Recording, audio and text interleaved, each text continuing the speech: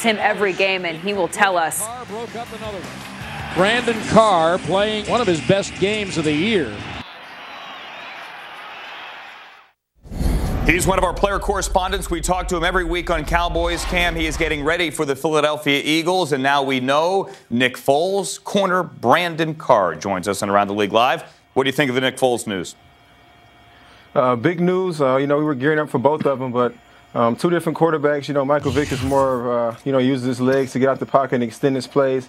Nick Foles has a very big arm, and he's a smart quarterback. And, we have our hands full, but like I said, we're up for the challenge. How does it change your job, if at all? Because, as you said, they're different guys. They have different skills. They have different skills. Foles has an incredible deep ball. He's a quarterback who can get the ball out of his hand, get the ball downfield. They have the skill receivers to stretch the field. So, as far as a cornerback, this is a game that, is a lot of vertical passing. You got to be on your horse and be ready to run at all times.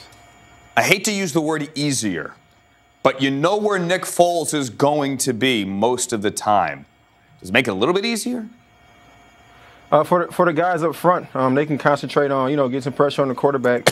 But in the back end, we still have to cover. We still have to go out there and do our job, execute, our alignment, our assignment, and our technique. And when the ball's in the air, challenge each and every play. So on that aspect, for the guys up front, they can get after the quarterback. And not really worried about him running and extending plays as much as Vick would. But on the back end, we still have to cover. You want to be the injury report guy? You want to be that guy?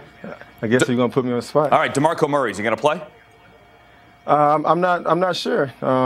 It's a day-to-day thing, and I'll leave that into the hands of the coaches and the training personnel to get him going whenever they feel he's needed on the field. We know DeMarcus Ware is not going to play, although he says it's not going to be 3 to 4 weeks. He thinks he's going to heal faster and be back faster. But Jay Ratliff's gone. You're not going to see him again. DeMarcus Ware is out this week. Can your defense hold up? Because you're losing guys here.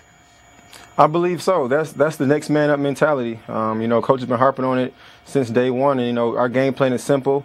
We put guys in a position to go out there and make plays and let them pin their ears back and go out there and have fun. And this past week was an indication that guys were up to the challenge. And D-Ware was out the game, and I feel like we didn't miss a beat with guys getting after the rusher, getting after the passer, and making plays for us. Brandon, I want to show you something from that game. Twice in that game, Barry Church got flagged.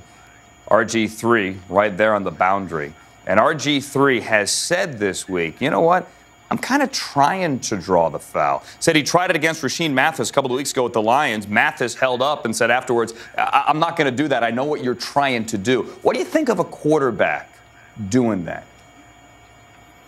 With the rules now, they're all protected with the rules. But as far as a defender, I would never take away the aggressiveness of a defender going after the quarterback. But those type of situations have to just use your head, and sometimes you have to let off or give them a push out of bounds and not try to put your helmet or pads on them. But it's going to take for a hard lesson to be learned with one of those guys just coming full speed and knock you out. So if you want to play around the sideline, then you got to pay the consequences. Do you know any other quarterback that does that?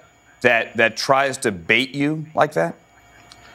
No, I don't really think quarterbacks think that's a smart move to go out there and try to bait. They are the head of the team, and if they're the starting quarterback and they go down, then you never know what may come of that. But most quarterbacks try to slide or get out of bounds.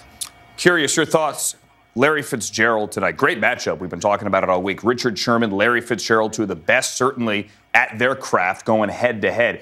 What would you, not that Richard Sherman necessarily wants the advice, but what would you do against Larry Fitzgerald? You faced him before.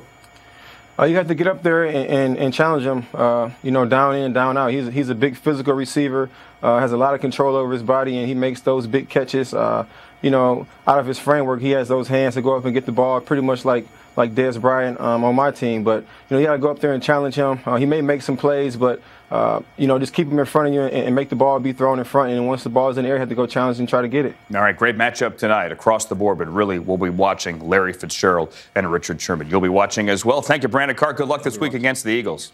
Thank you. Inching closer to kickoff.